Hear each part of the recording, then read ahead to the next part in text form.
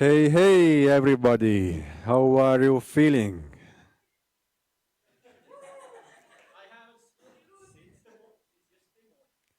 You haven't slept since yesterday morning, okay? What about this side? Have you slept? Best sleep ever. Okay, they haven't slept. Best sleep ever. So, hello, everybody who are watching us online through Facebook or Discord. Hello, all the jammers again. I'm glad that you made it alive here. I know it has been tough for you, but I hope it has also been fun for you. And without further ado, we will start with the games. And actually, this is the wrong list. We are starting with juniors, not pros. If you didn't know yet, then we have three junior teams. And first of all, Team Alt F4, please come to the stage and show your game.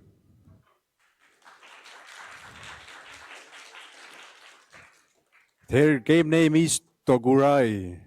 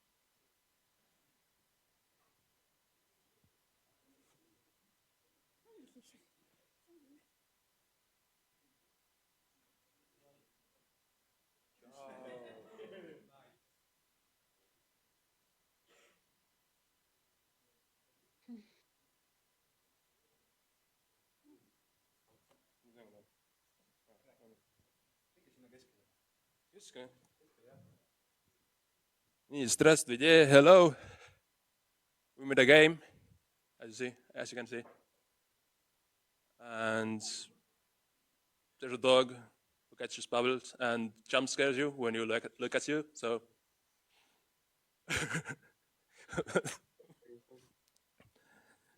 and we don't really have nothing other than that.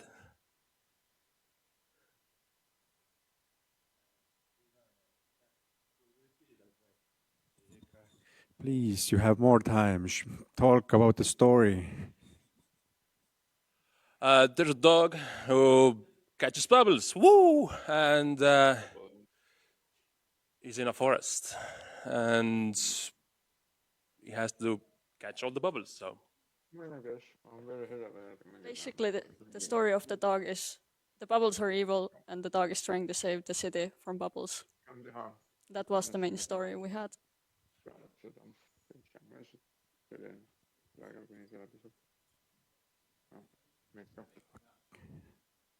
Questions already. So, can you repeat? What was the process behind making the map in which this dog? the landscape or like the foliage. We use a depth map to like build the base of the map, and we used like the UA5 free quick select assets to make like the trees and grass and stuff. All right, cool.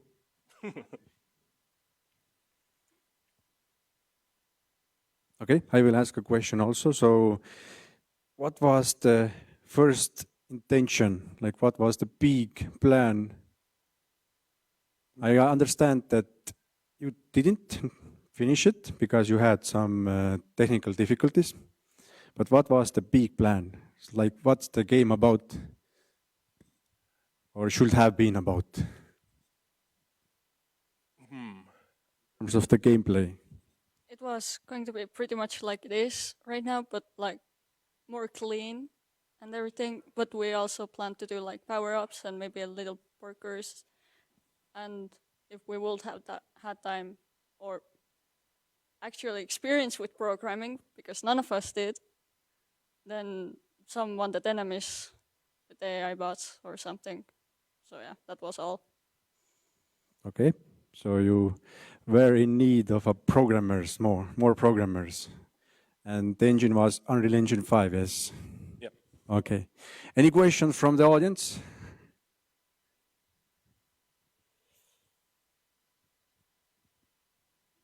Did all juniors play this game or this prototype game? No, I understand that this game had some technical difficulties and was uploaded maybe 30 minutes before voting, yes? Or something like that. So I can imagine. Oh, we have questions from Discord, yes? Nope. We actually used AI to create those medieval buildings. Okay. So big round of applause for them. And thank you for showing and thank you for participating. I hope it was fun for you.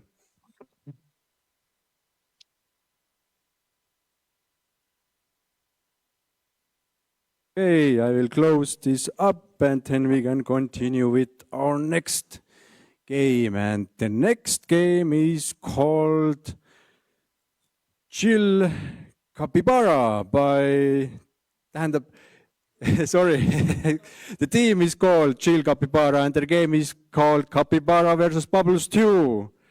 Please to the stage.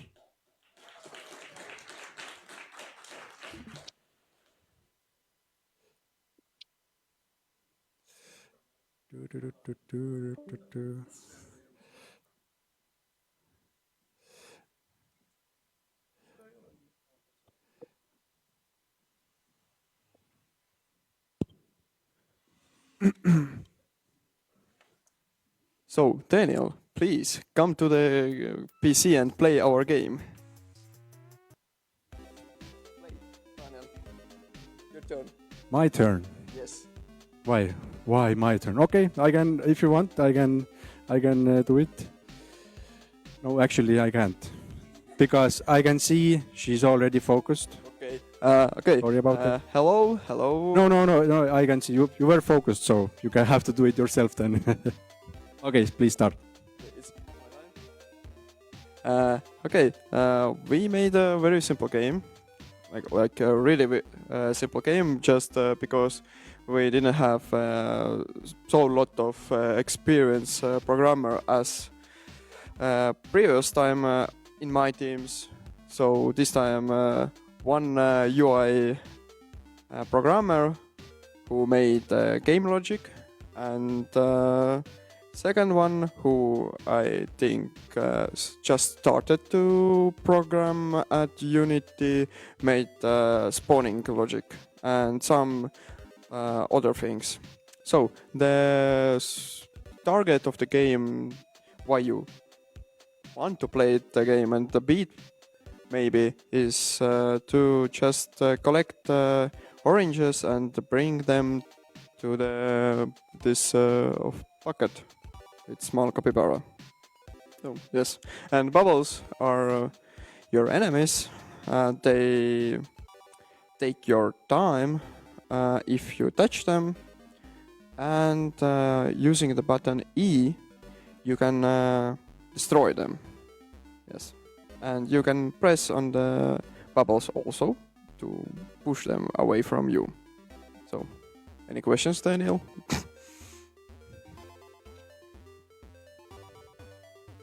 Or anybody? Questions? Yes, why is he swimming? Tuled kuulama mänge või?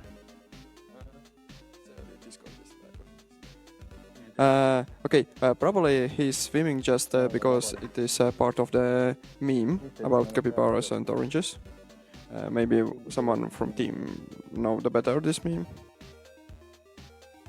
Also, as much as I am aware, capybaras live in land and water, so they like swim and walk a lot of the time. ei So lähe võimalikult palju printima, ma teen ühe lauamängu jaoks, complete seti jaoks viitiste minida, aga Mark ütles, et järgmine kord, kui ta office'is on, kui ta saab seda siin kohapeal olla, on mais, nii et kui retsenseerimised tulevad, siis ma mõtlesin, et teen täna nii palju, kui jõuab.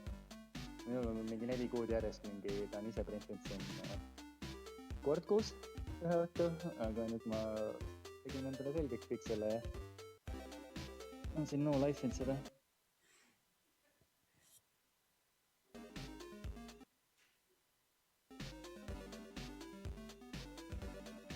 So I think it was a good answer for you. Yeah. He approved it. So, any questions from you? Or Me? Anybody?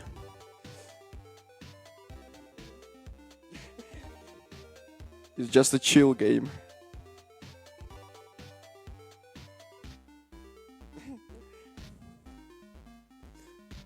Okay.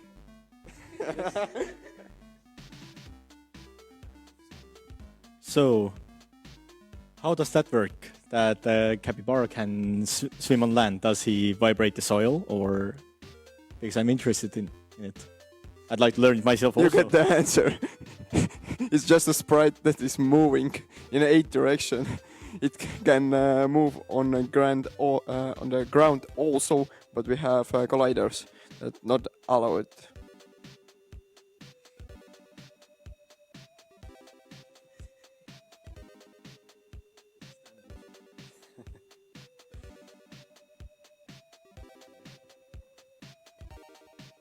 So, what's the effect of the bubbles since it was the theme? Are they just there to confront to the team, or do they have some gameplay significance as well?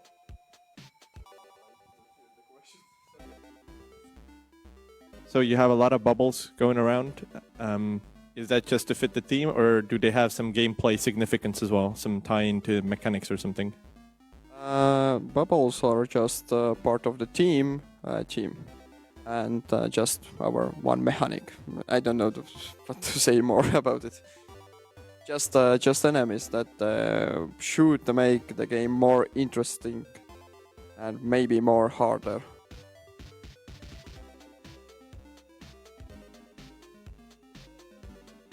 What inspired you to make this kind of a game? Memes. Okay, just memes. Not pizza. Not pizza. Okay. But so how many programmers did you have? One, Two, exactly. two programmers, but the other one was someone who isn't a programmer at all. She's playing now. Sorry. So you are not. So this is your first time programming, yes? No. Okay, no. In Unity almost. Okay. And so other team members made art. Did I get it right? I have microphone also. So others did sound, UI, art, and so on. Okay. And you feel that if more programmers were on your team, then the game would be more polished? Is that so? Yes, it's definitely so. Okay. Because then I will have more free time to give more tasks to drawers, because they can comment and say that they had a lot of free time for game jam, where you definitely don't have free time, because I had to program all logic. Okay. Understandable. But I think that concludes your presentation. Thank you for making this, and thank you for using memes as inspiration to create some cool things. Thank you.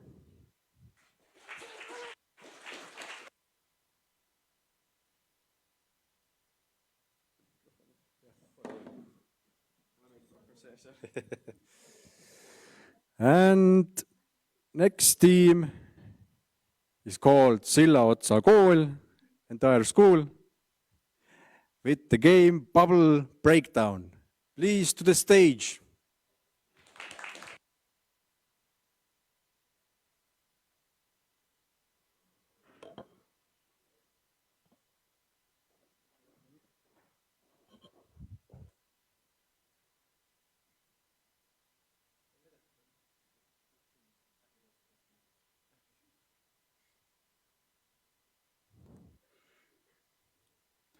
Hello, we are Silla Otsa Kool, which is pretty ironic because none of us attend Silla Otsa Kool. Yeah, our game is Bubble Breakdown. Yeah, Bubble Breakdown. Uh, um, the concept for our game was that in China there are very there are very bad factories where there aren't really many human rights. So you are tasked to package vases, but your sanity is getting low, which you can see on that monitor.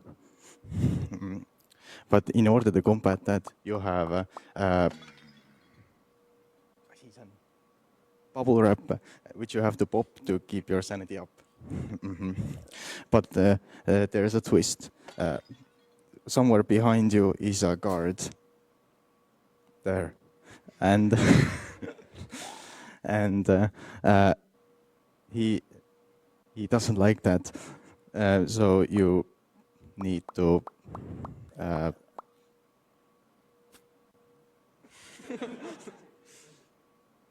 Okay, so you need to make sure that you pop your bubble wrap while the guard isn't watching. Yeah, and also you earn money by wrapping the vases. Different vases have different rarities and different values, but if you don't manage, if you don't manage to wrap your vase in time, you will lose money, which is equal to double. I mean, let's say if the vase is 50 euros, then you will lose 100 euros if you don't manage to wrap it. Okay. Yeah. Some of the features aren't quite implemented yet. For example, the guard doesn't actually do anything if you pop a wrap while he's looking, and just yeah. But we plan to finish the game in coming weeks. Yeah, and what else? If you listen carefully, the guard makes some noises once in a while. Yeah, you can't hear it, but I voice acted that, and I'm quite proud of it. Okay, yeah. So actually, a majority of all the assets and everything used in this game are like made by us, by our team. Voice acting mostly is done by Martin here. I was like the art lead or something like that. I did a good portion of the models and most of the texturing. Then we had Hardo, yeah, and Hans, who also did models, and Hans tried some texturing too, which yeah. And then we had Rasmus, who is playing the game, who did 99% of the programming. And yeah. Probably our biggest problem was that we didn't really have enough like programmers. So yeah, it is a bit unfinished in terms of mechanics. Any questions? Audience, do you have any questions from Discord? Maybe then. Okay. Sorry, I maybe didn't hear, but is there like win or lose? Okay, I see. I'm okay. I'm not just quite seeing it. Is there like win or lose conditions? Like how do you win or how do you lose? Well, there are currently only one way to lose. There should be many, but the white bar there is your sanity, and if that goes to 0, you will lose. Okay. And also, we plan to add that if you pop bubble wrap while the card is looking, you will also lose. And if you lose too much money, like 200 euros or whatever, you will also lose or get fired then.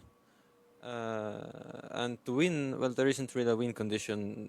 You will be working in this factory endlessly. Oh no. You can just try to get a high amount of money or something. Thank you.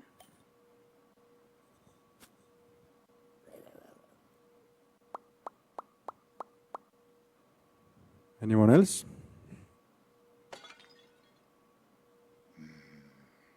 Nope. I have a question. So, do you have any personal experience by creating this game, or how did this game idea come to you?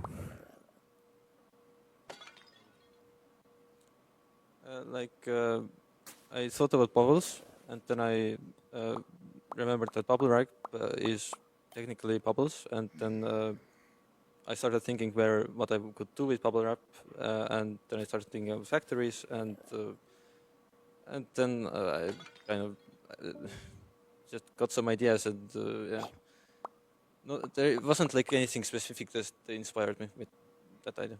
Okay. And what did you learn from this game jam? That you have to really distribute the tasks very efficiently, because currently we had cases where some people had like way too much to do and others didn't really have much to do.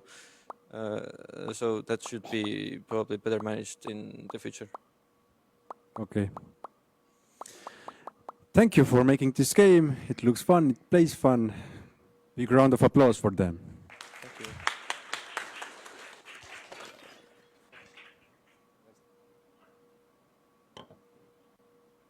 And that actually concludes our junior teams. The next one are pros, of course. So let's see what our professional game developers did over here. First team is called 0.01 Punkti with the game Nixie of the Lake. Please to the stage.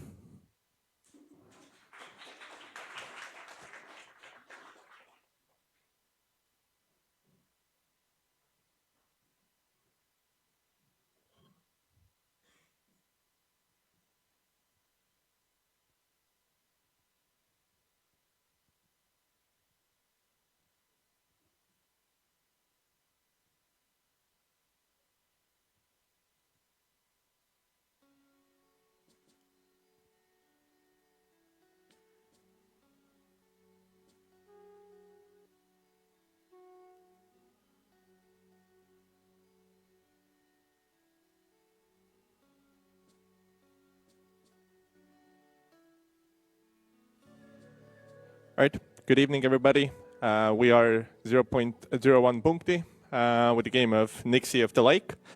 Our team consisted of 6 people, 3 programmers, 2 artists, and 1 musician. And starting with me, my name is Marek.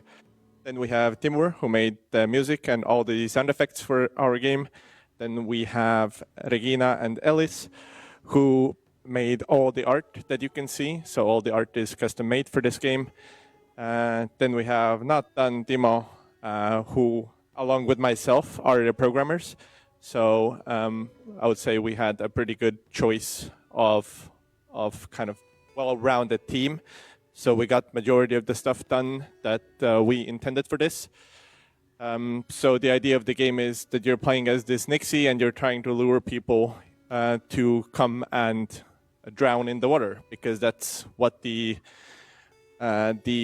mythology of Estonian Estonians have. So we went with a little bit of a darker theme. And then we have statistics, which shows you basically your high score, how many clicks you did, and how many people you lured into the water. The game is supposed to be rhythm-based shooter, so you're supposed to shoot the rays only when the beat happens. So if you click when the beat happens, you can register a click, and then the people move towards the water. So, and if the timer runs out next to the people's names, the people run off, so you don't get those points. And if they reach the water, then they drown, so you get some points.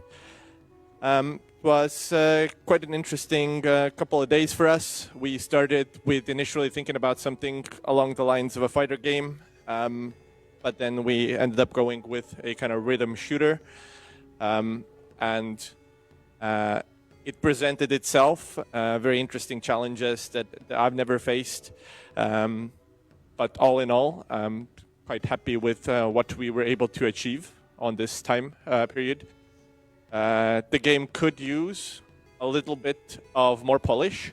There are a couple of things that could be made better, but all in all, for the time frame that we had, I think we did quite well in achieving everything, and the art and music and everything is just wonderful. So it was my first time working with dedicated artists and musicians, so that was an experience for me. I've been a programmer and done programming stuff, so I've never had such beautiful artwork to work with. So that was quite interesting for me. But I'll give the word to Timur, who can speak a little bit about the sound now. Yep, the music and the sounds were made by me. I was gonna say, everything was connected in the Fmod software, so all the 3D attenuation of the sounds, which are connected to each moving object is done in Fmod. All of the organization of instruments that I've used are also connected to Fmod software. In the game I used various instruments. One is zither, or in Estonian kanel. Another one is flute, and I used core. And we have a drum. And it works like that the flute plays along among girls.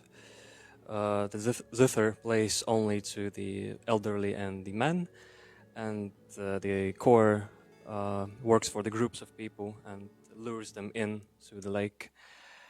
I think kanel was a good choice for this game, both for the soundtrack and for the sounds. Yeah, I think that's it for my part. I was the artist for I did all of the characters, she did the backgrounds and UI stuff. And for this game jam, I wanted to try a little bit harder with my art. One thing I would have liked to draw was a Kalevipoeg, which I think one plan was that you can't like pull him into the water. You would lose.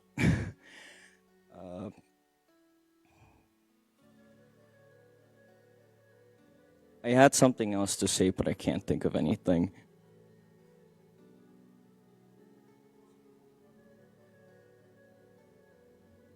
So yeah, we briefly mentioned the enemies as well. That's due to time frame constraints, we couldn't really implement that. So we were left with this, what was the most minimum viable product for our game. So thank you very much. Any questions? Any questions from the audience?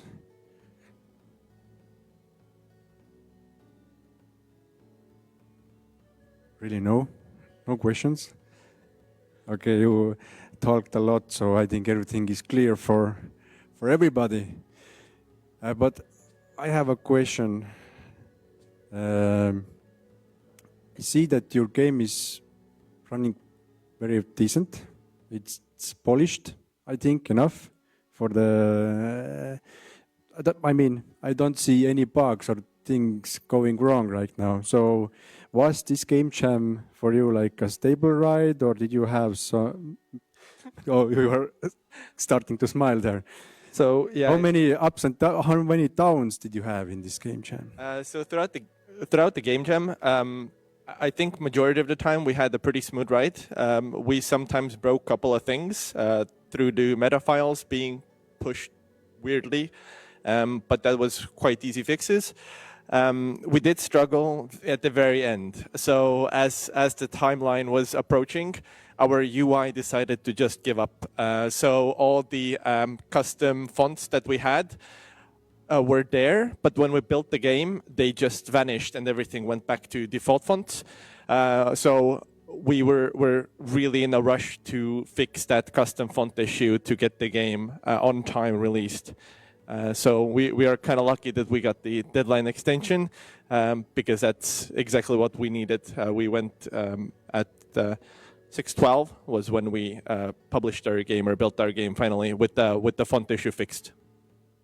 Okay, glad to hear that this helped someone.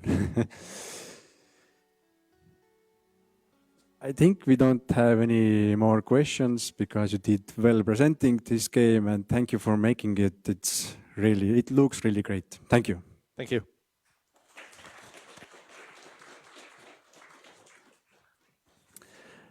And I can see that the next team have, unfortunately, has not finished their game.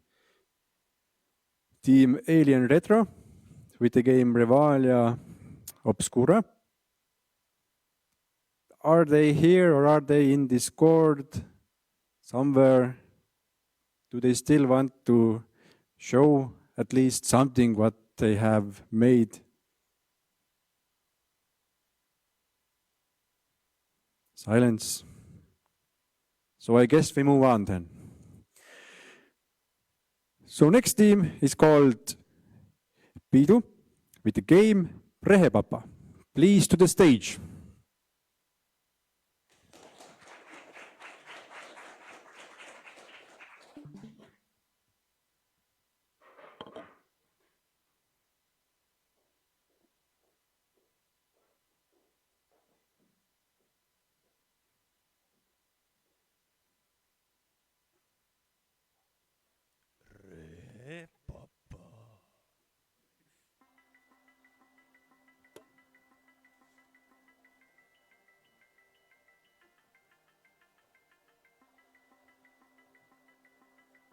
Okay, so hello, we're Team Bidu and we're here to represent our game called Rehepapa.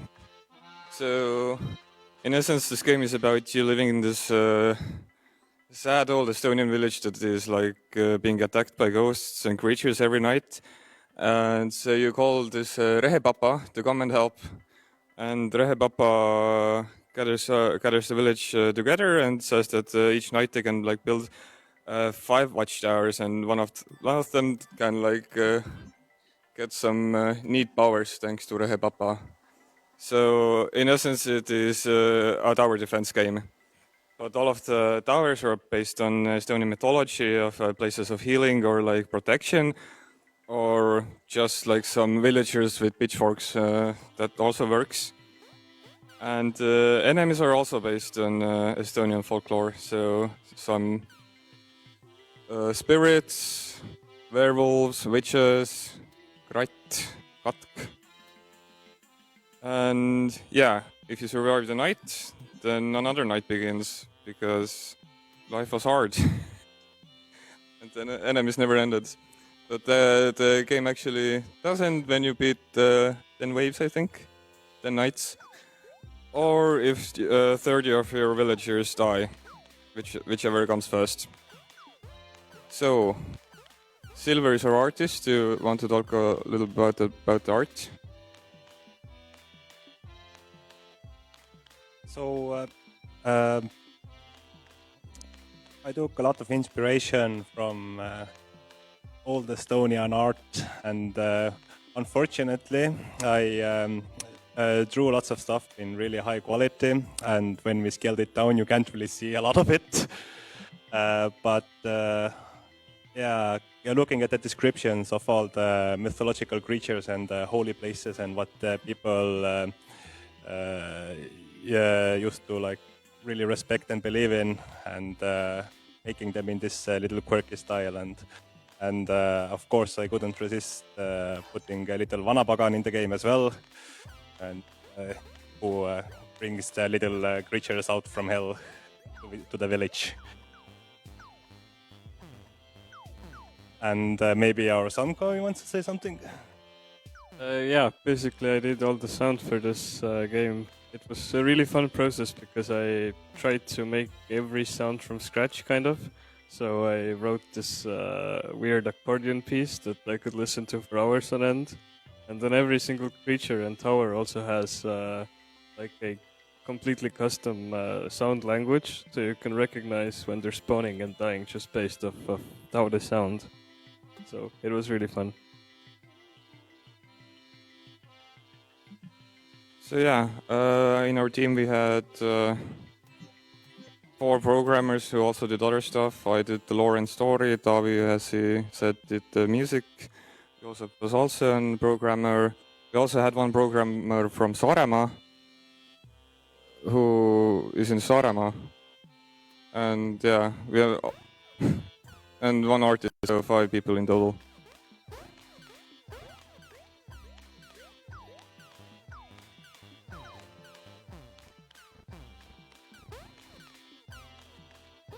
Okay. Does anybody have any questions?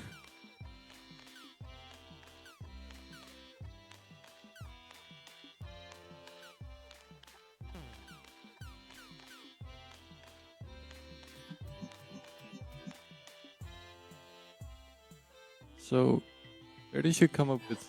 Because I found it like it's a tower defense game, but it was kind of unique in the sense that you place 5 towers and keep 1, and the rest just become terrain. Where does this inspiration come from? Inspiration for what? I didn't hear very well. I'm sorry? I didn't hear very well. What was the question? It's a tower defense game where you build 5 structures and only keep 1 of them, and the rest become terrain for the mob to traverse. Like I find that kind of cool and unique. Where does the inspiration come from for that gameplay? Yeah, the idea came from Gem Tower Defense, which is old Warcraft 3 mod where you have a custom game. And I really liked it back in the day, but they haven't really done anything like this before, and really wanted to give my shot at it. Of course, my speciality is scope increase, and I had lots of scope for this game, and throughout the development we pretty much cut it at least 50% down, because there were supposed to be special combinations for the towers. Like you get a special amount of villages and fires, and then you get a sauna tower, and so on, and so you can have like something to build forward to, other than just the maze building aspect.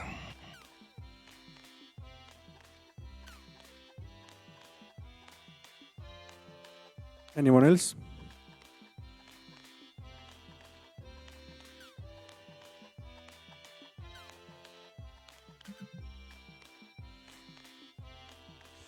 What will happen if you close the entrance? Do they get just trapped, or You can't.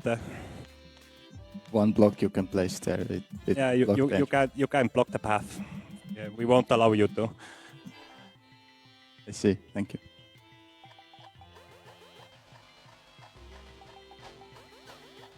So this isn't broken AI. This is supposed to happen. These are enemies that are not blocked by buildings. So as you go on in the game, you discover that these are actually enemies that you need to you must arvesse võtma. Take into consideration when going forward. So there's also this aspect. So if you die, then you have actually learned something and you know what to do for the next game. So there's this increasing gameplay loop. Okay. I don't have any questions. It speaks for itself. It looks really great. Thank you for making this. And I hope you had some fun. Thank you. Applause for them.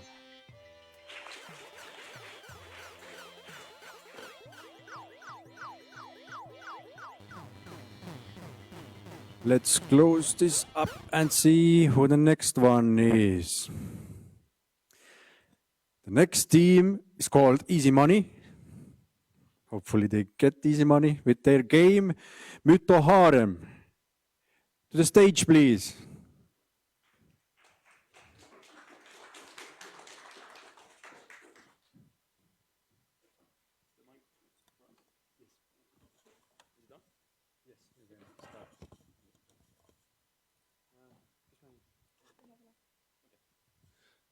Hello, we are Team Easy Money.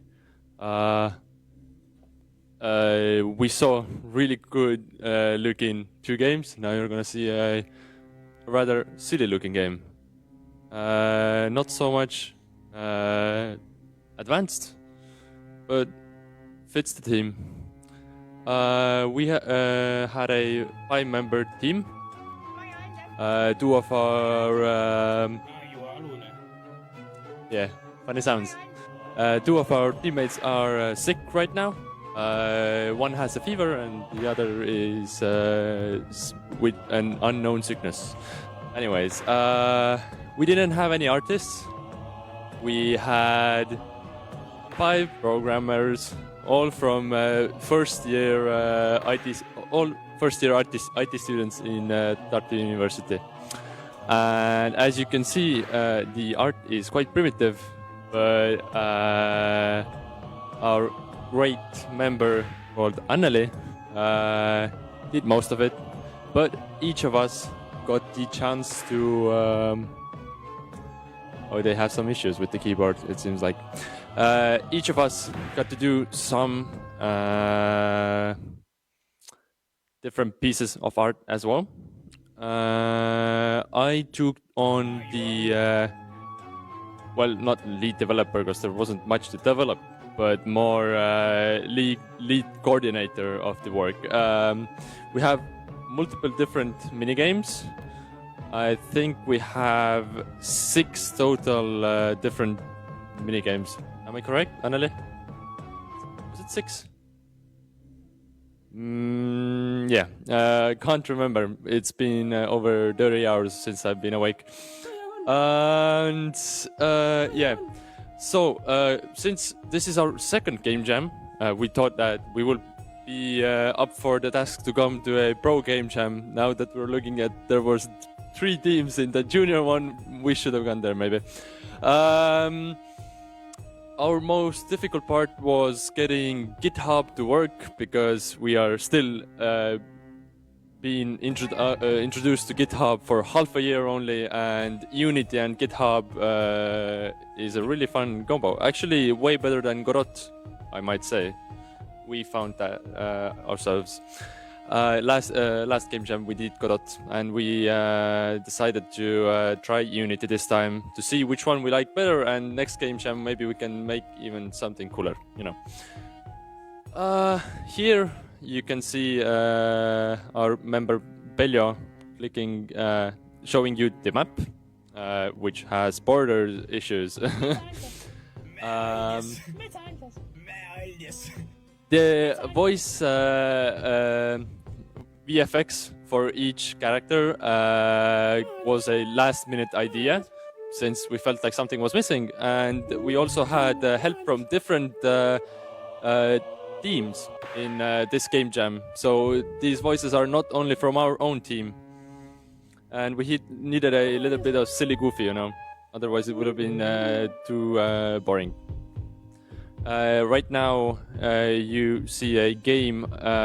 This character is Umblu. Was it Umblu? Yeah. Which is a wimping bone that is crying because it wasn't buried down. That's part of Estonian mythology, apparently. And here you have to. It will howl at you, or not howl, but like cry at you, and you have to cry with the like an octave higher back to him.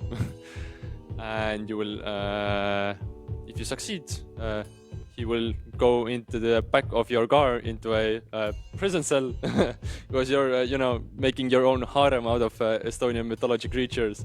And yeah. Then there's some other characters that you've already seen on the screen while I've been talking. Few like Metsahaljas, for example, Forest Fairy, and some other fairies. Yeah, that's a forest fairy. Yeah, that needs a little bit of polishing. This game is a reaction game. There's a high pitch sound coming up, and then there's a snap when you have to press space. And Peljo missed. Anyways, then there's some other games which Peljo already showed. How many do you have right now? Okay, you got some.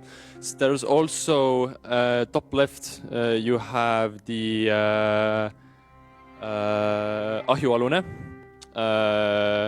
which you have to put a jar on, and he will be fighting, trying not to get the jar on him, so you need to spam space. We had a lot of different mini games because everyone wanted to try to make a game with Unity, but we didn't want to try to make anything too difficult, so it was like an introduction project for ourselves. The second one from top left is Põhjakon from Estonian mythology, not mythology in itself, more like Reutswald, I believe. But I think most of you are familiar with it. Then the third one, not looking like it, but it's biblically accurate neck, which you have to feed different animals to. And the fourth one is a fairy. Yeah, you're missing one, I believe. Oh, it's bugging. We didn't have that issue before. Interesting. Which one are we missing? Another fairy. Interesting. Yeah. So, nothing much really. Really simple. Also, the only difficulty we really had was that our only source of artwork, which was Anneli's tablet, the art program that we had in it got corrupt. So we had to plug an USB-C cable to it and basically hard force like the app to, I don't know, shut down or something. I don't know. It was really tough, and 4 a.m. wasn't really the best place to do it. Best time to do it. Yeah. Any questions? Feel free to ask. I don't know. So I think the fairy is behind this. Fairy is missing, your tablet broken. We know why why he or she is missing, or she is missing now. Yeah. She is supposed to be there, but I don't know. She's the one who broke her tablet. Oh yeah, definitely. Okay, any questions?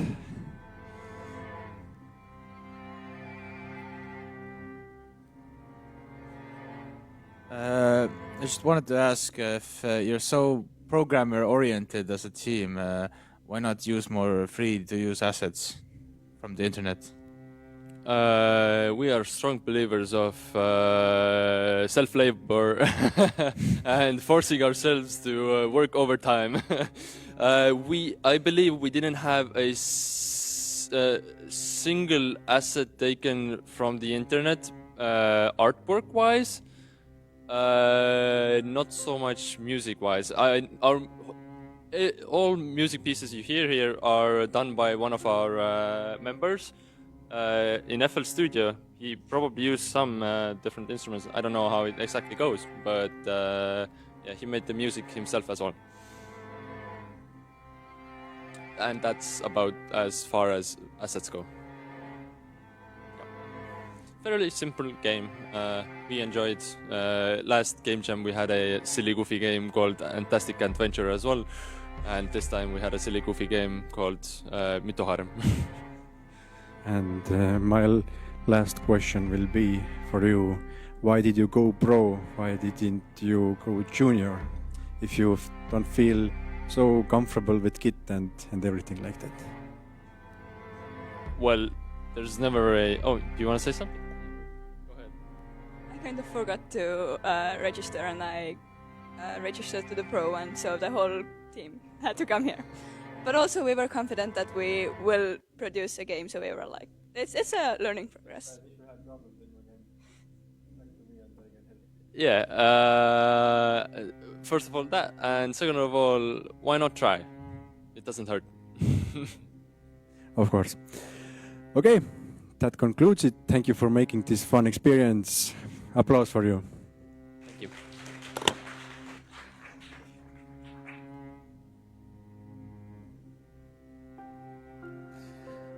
So we had our fun with Mythoharem. Now we are going to Epic Jammers, and their game title is Werewitch. Please come to the stage. And please applause for them.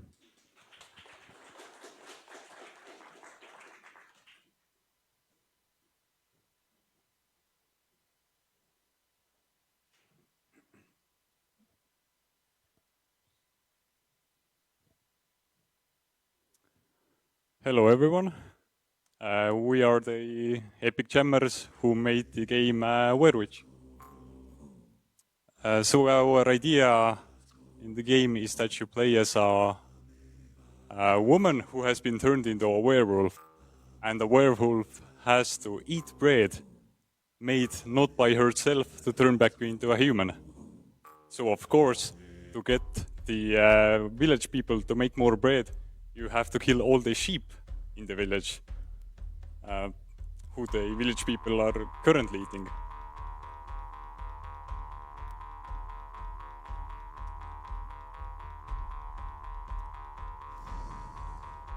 So here you play as the werewolf, and you can only move in the dark.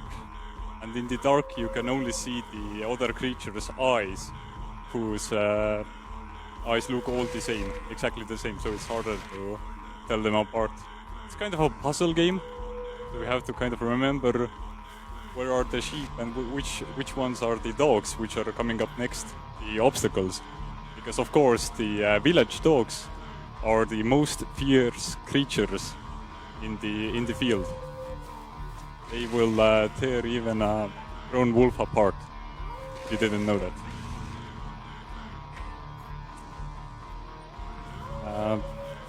The artwork is made by our amazing artists, Jan and Millo. Me and Veronica put the game together, and our amazing musician, Alo, made the epic soundtrack that's behind playing. And all the sound effects as well, yeah. Any questions so far?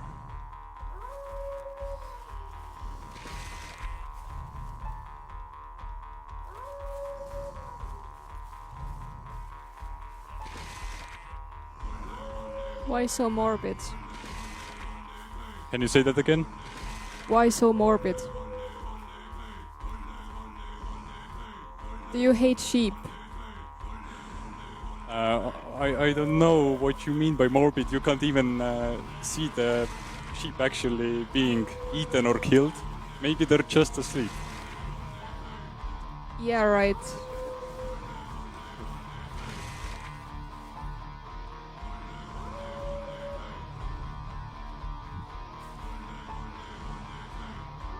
Where did you get the inspiration to use that solution for the killing?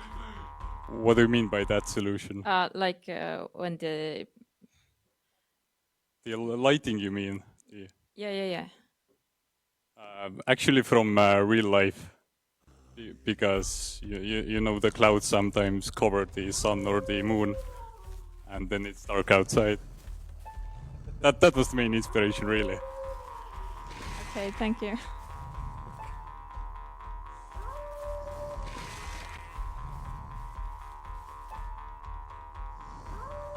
Okay, I think this game looks really cool, and I personally like this effect that you hide the nasty things in the shadows. So that's well done.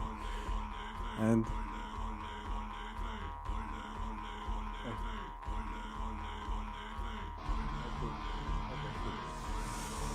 okay, so I think there are no more questions. You did your job pretty well. Thank you. And I hope you had fun also, not only the morbid or the sad thing. So thank you for that, and let's see if those sheep will become alive again then. As you promised, they're not dead. Okay. Okay, thank you.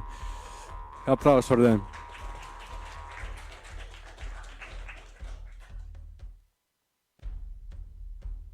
And let's move on with our next team.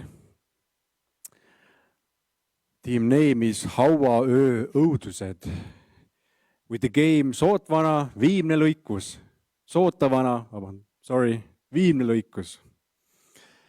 Please to the stage. Applause too, please.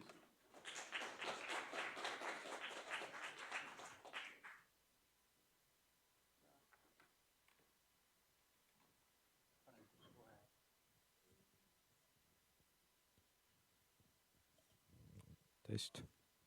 1, 2, 3.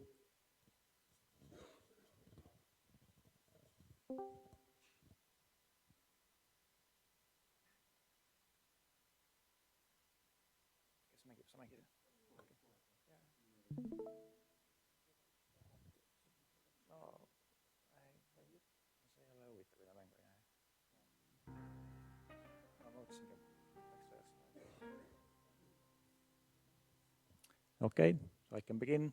So the backstory of our game is that you, the player, have a plan to use this land for perhaps farming, perhaps building a nice farmstead here. But to do that, you have to first get rid of this horrible bog. And yeah, so basically the player might be Vargamäe Andres from Tõde ja Õigus, but this is not confirmed, just speculation. The goal is the same, but yeah, to do that, dehydrate the bog. You, of course, need to use the help of the grit to do that. And so first you need to assemble the grit. And yeah, the game is about basically moving around the bog, trying to find different pieces to yeah, like construct the grit. And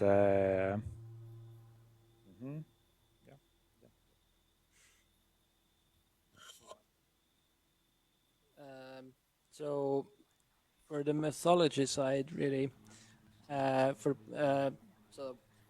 the Bogfather, or whatever you'd like to call him in English, Sovana, has hidden the pieces of the grit in his swamp or bog, and so you have to find all the pieces and to build the grit, and then the grit, in theory, should help you get rid of the water in the bog. And so we had two programmers. Me and Henry did the programming. We chose Unreal Engine because we mainly wanted to challenge ourselves with the develop our Unreal Engine skills and challenge ourselves as well. Previously have mostly worked with Unity. And then we had some art school people, free art school people. One of them is gaming over there, and then one musician who made the title sounds and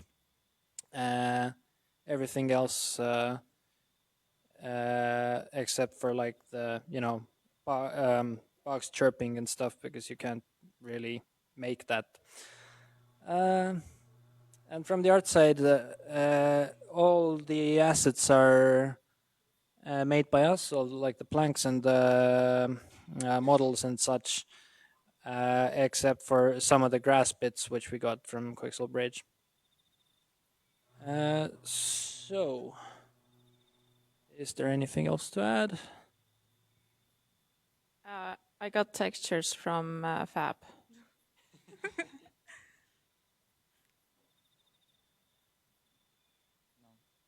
Anyway, he went out at like 4 a.m. because that's when the cars like don't drive, and he made like walking sounds and all sorts of like cracks and knacks and like everything that you can hear there. He just like was like, "Can you let me back in? Like when I call you, please? It's like kind of cold."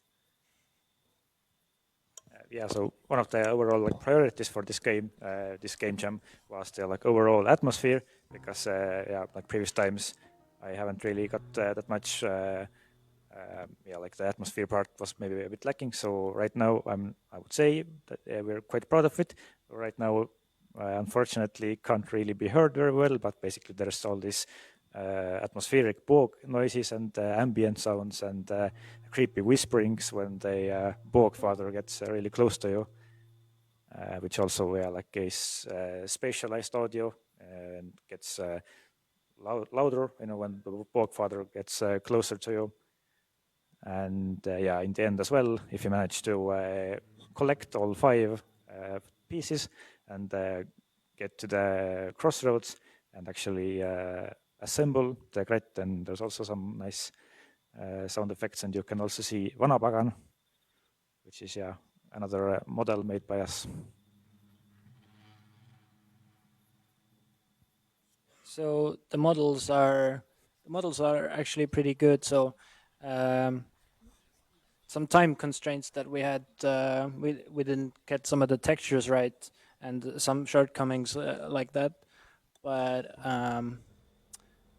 yeah, huge props to the art people in our team who worked on the models. I think they turned out really cool. And what else interesting? Yeah, tried playing around with the fog quite a bit, and like sort of the moonlight, and making sure that it kind of illuminates the map and creates a sort of creepy atmosphere that you can't see too far, but you can see like just enough to move around and try to find your way in the bog. And some of these glowing lights that you can see are something technically, mythologically, I guess.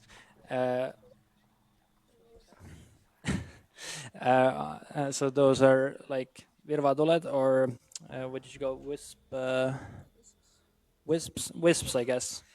Yeah, which might guide you, but they might also lead you astray.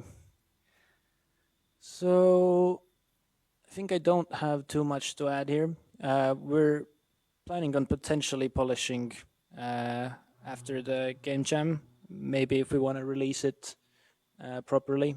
So we'll see. We had like some thoughts, like adding berries, so you can eat berries to get more energy and stuff, but there was no time. Yeah, and like, yes.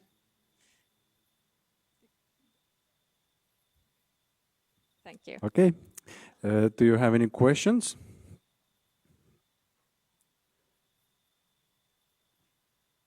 Anyone? Anything? Yes. Why did the shiny things not disappear after picking up items? It made it really hard to play. That was, in part anyway, a conscious decision. Maybe with more time would have decided otherwise, but because of, in mythology, the wisps or virvatuled, they can either help you or lead you,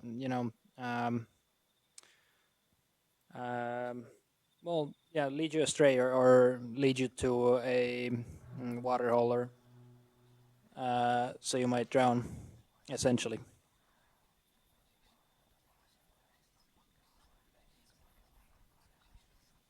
Okay. I really like how you use these sounds here.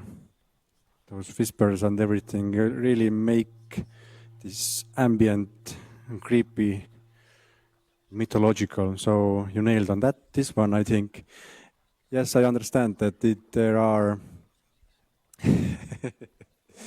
there There are are some small mistakes. yeah, it happens. Tiny mistakes. Yes. Nothing. Features. Tiny features. Tiny features. Okay, okay. Very But you can do better next time, and you can still polish it even more after the jam, so everything is okay. Feature. This is normal. This is how our forefathers were, I think. Yes, this is how they used to move. Okay. But I will quickly also add that for me, kind of first time working with artists and musicians this closely in this kind of setting, and I really liked it. It was really cool with the sounds as well, like to be able to just have these creepy noises, simply just slap them in, and it instantly improves the game by so much. It's really cool. Okay. Yes. Thank you for this experience, and good luck to you polishing this game even further. Thank you. Big round of applause for them.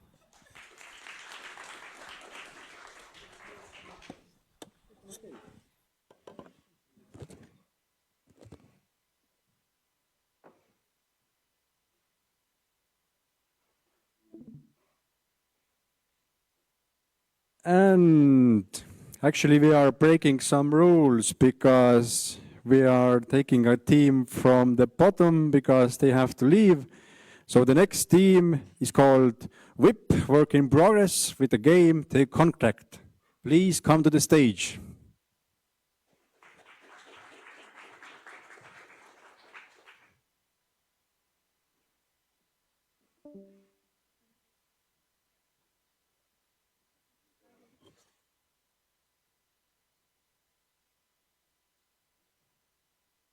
Hi, hello.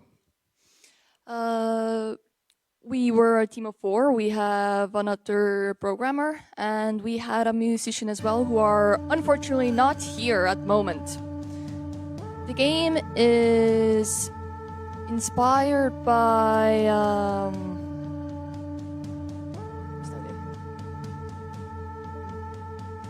Goevana or Goetat. Yeah. So basically Thunder Geezer if we were to translate it. We have a little cutscene here, very nice. We find out the story. You have made a contract with the devil, very bad, do not do that. Just wanted to have a leisurely life, yay, chill time. And as the years passed, the contract was coming to an end, and if you didn't do anything, then you would just have to give up your soul. So you heard that there's this magical thunder tool that's super loud and stuff. So you embark on a journey. And on that journey, you find these monsters in your way. Right when you try to leave the barn, there's a threat. We had like 3 different mini games here for every single encounter. You just have to hover up over the letter and then press the letter. And I think it's like 3 levels of like difficulty, like the test round, then like a little difficult, and then it's like the actual challenge. I myself could not do the final one. I was a little bad at it. All the animations, all the art you see, everything's done by me. Programmers did a wonderful job here. From what I understood, at some point we lost some progress with the programming, but they pulled through. We're not quite here yet, but I'm just gonna continue talking here. Next would be the werewolf who tries to fight you. We'll wait a little bit.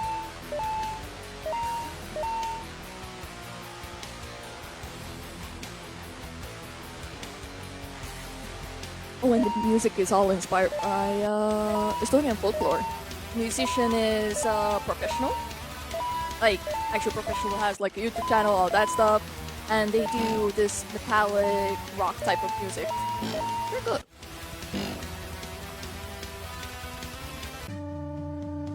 Here we go.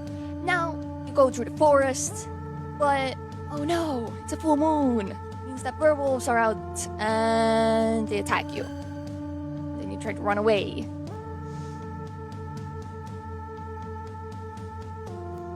I remember being very bad at this one. The final round for this was very difficult on me. There were too many things and I couldn't keep up.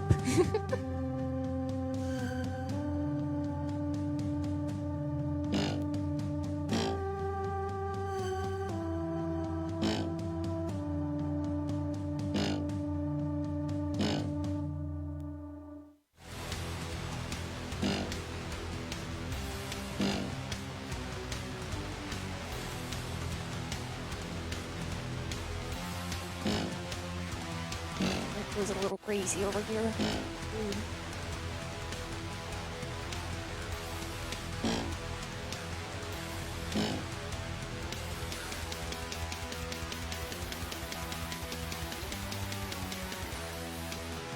Yeah, so when you fail, you, I don't know, lose all your hearts. You get hit too many times. You have to like redo the level. Unfortunately, you can't go to the final round again. You have to like start from the beginning of the level or round stage encounter. Any words for it? The animation here, honestly, it wasn't that difficult to do. I just kind of drew up the character and then just like cut off the limbs and then kind of moved it a little bit, which made it a lot easier on me because being a lonesome artist on the team, I had to do all the assets and stuff. So I went for a bit of an easier style, I guess, to kind of compensate for it. Which it doesn't look bad, fortunately, for us.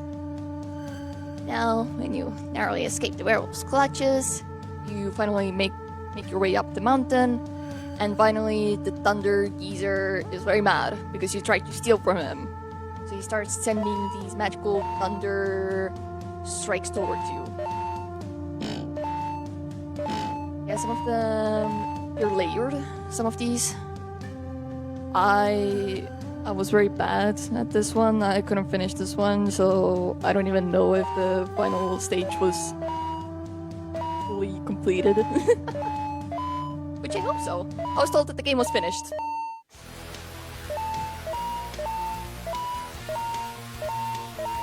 I gotta actually like focus here a little bit.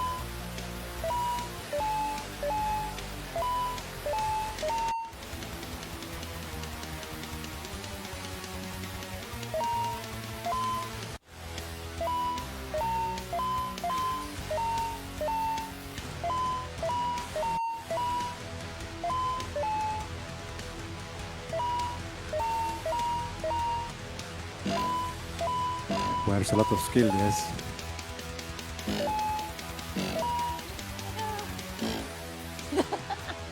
Don't play the game. Blame yourself.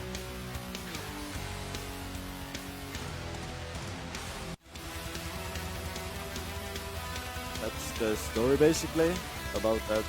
After that, he just runs off with ding dongy dong and goes scares the devil away. Yes, it was quite fun making this game. I see Daniel Has some questions. Yes. Yes. But actually, I want to ask if audience has any questions.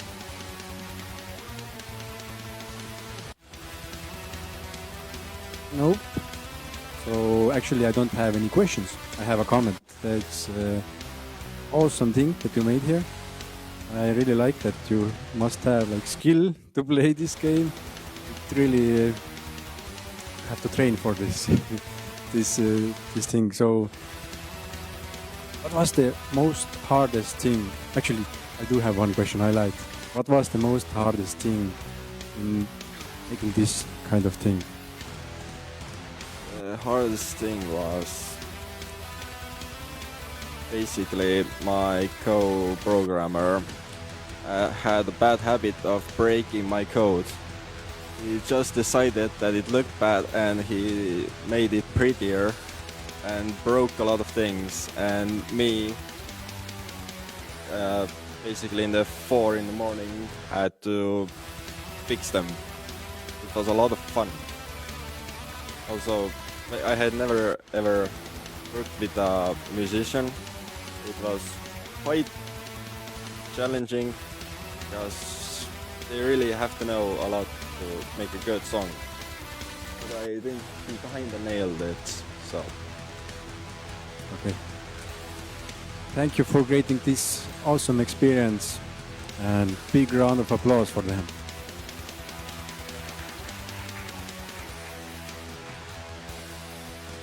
And the next team will be joining online. Team name is Katani asutajad with the game Four Road Crossing. Are you there in Discord? Yes, hello, hello.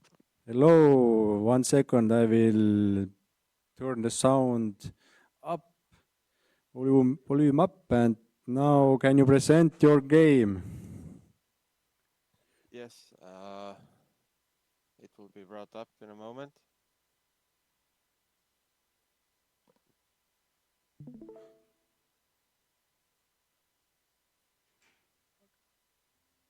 Can you see it? Yes, we can.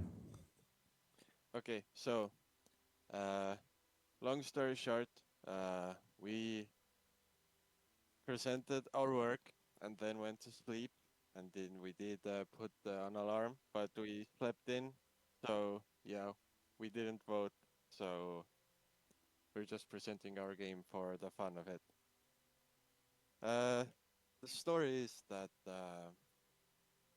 you're a witch and your village is being ravaged by the devil, so to speak, and it's taking everybody's souls. And also, you're a witch, werewolf, and he wants to pay back the devil. Uh, and if you press play, well, also there's settings. You can choose the music volume, the SFX volume. I recommend turning the music down.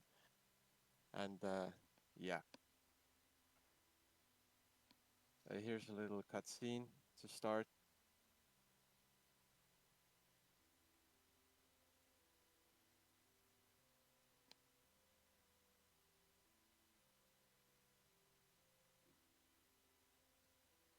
And this was our first time doing cutscenes, and it was a bit hard for me. And as you can see, we really like Undertale, so we took a bit of inspiration from it. And the gameplay basically is a bullet hell game style, but what in my opinion, a small problem with it is that it's just extremely hard once you reach the second phase of the boss.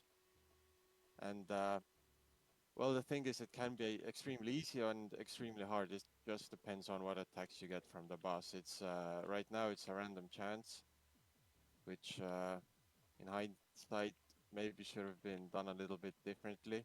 But the boss's AI and the whole state machine behind it was pretty complicated, and got a bit out of hand. And he does laser attack when he reaches phase 2. He gets bigger and harder attacks. He starts moving faster, and it gets pretty hard to stay alive. Even I myself don't always beat it. And look, he has one of the easier attacks, and you can have a chance during the easier attack to turn into the wolf and attack. The wolf attack does more damage, and you move faster, and you can dash, and you are invulnerable while dashing, which means that you have to manage your so yeah, even the developers can die. So you really have to manage your transform button. It does have a cooldown. So if you're a witch, you can shoot spells, but you cannot dash and you're slow and vulnerable. But if you're a wolf, you have to get close, but you can't dash. Sorry? Okay. Um, and regarding the sounds and the art, the girl who's playing right now, Mia, drew everything from start to finish. The battle music is the only thing we didn't make because it was quite hard, and the software for this type of music was new to me. So I only made the intro music and the cutscene music. So the music you are hearing right now, hopefully. Sorry, but we are not hearing any music. Are you sharing? Are you sharing the game itself, or just the screen, or what's? Mm.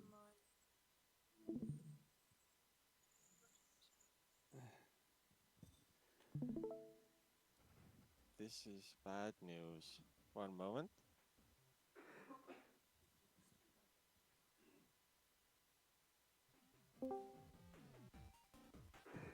I'm not sure. Okay, I guess we have music, but it's not that loud. It's Oh, well, that's why you have the volume sliders. yeah. If it's like this, can you hear it? No, we can hear it now. Yeah. So if you press start, well, the music you're hearing right now was made by me, and the battle music is from the internet. That's about it.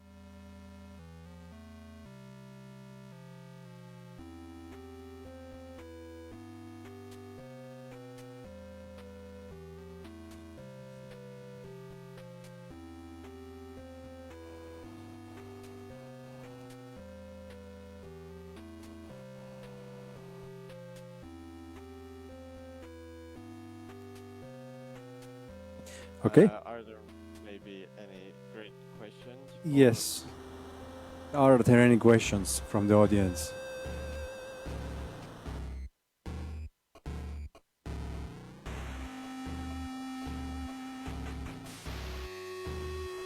The audience started to listen to the music and lost themselves completely. So I think there are no more questions from the audience. I personally would like to ask, I didn't maybe get it right, but all the pixel art was made by you, yes?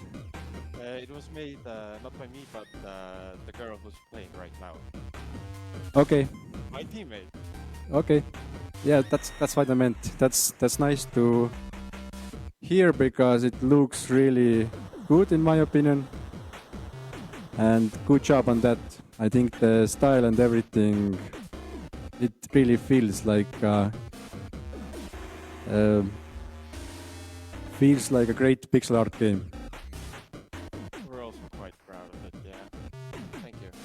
Okay. But thank you for this presentation. Thank you for making this awesome game.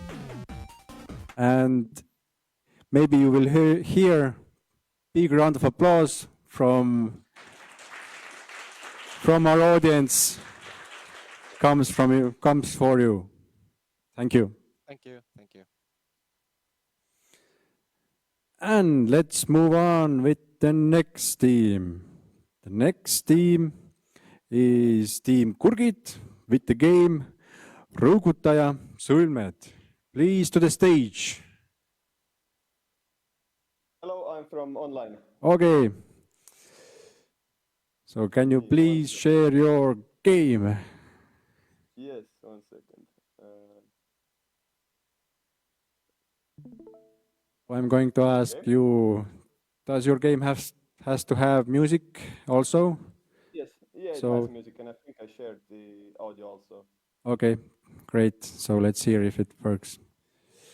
Yeah, my name is Jan Markus, and I was working with the team Kurgit, and our game is Ruugutaja Sõlmed. This game is inspired by a divine being called Ruugutaja. I may thought to be like basically the 1 second. Let's see, can I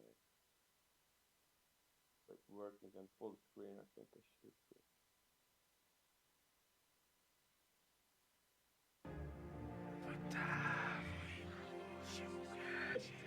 And this game was inspired by the divine being called Ruugutaja, got to be like godlike creature who can decide whether a child is born or. I'm sorry, I have to interrupt you for a little bit. Can you turn the volume down from the in the game because we can't hear you very well from the microphone, or can you move closer to the microphone?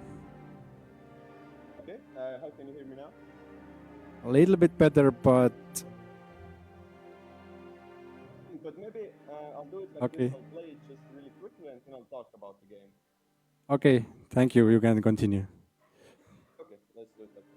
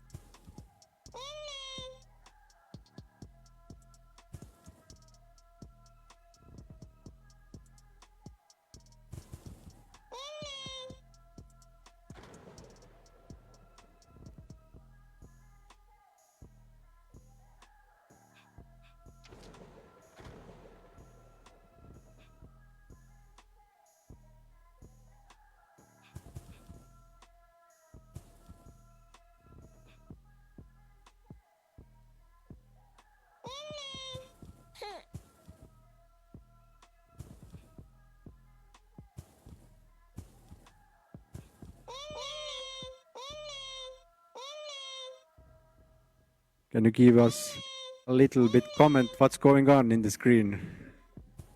Yeah, okay. So we have finished like basically the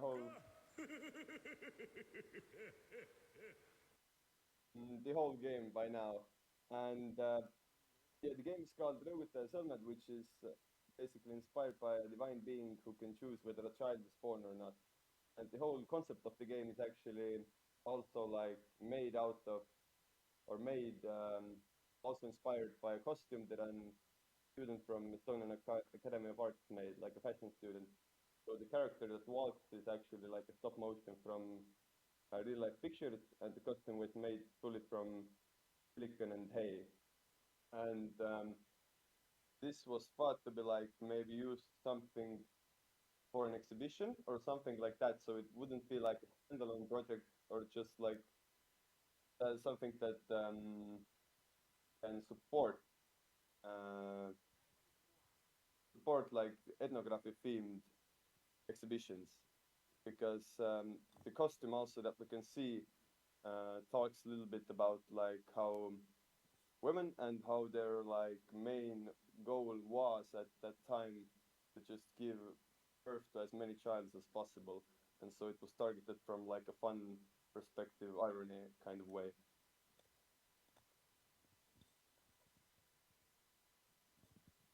Okay. Let's Yeah, go. that's about it. Yeah, let's go to the questions then. Yes. One question coming up for you. So for me, that game was really morbid, especially the beating the sheep to death part. Like, Yeah. was it meant to be that dark?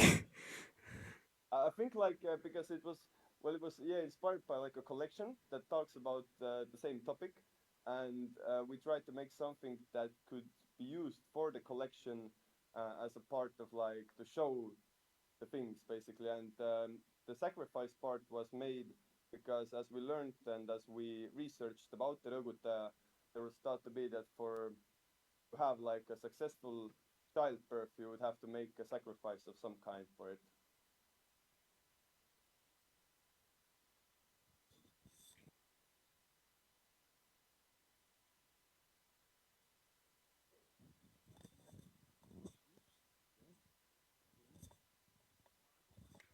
So, just visually, what's going on with the pixel density and the different?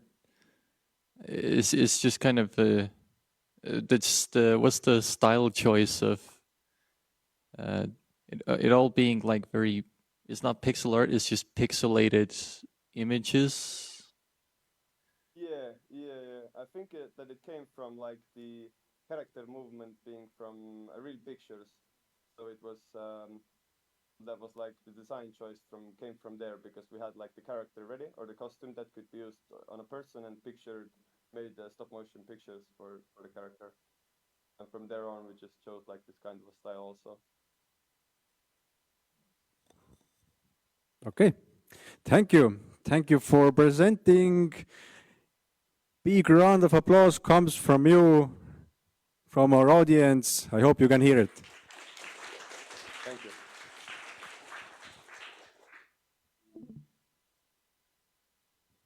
So let's move on then. And the next team is Mulmul with the game Birch Sisters.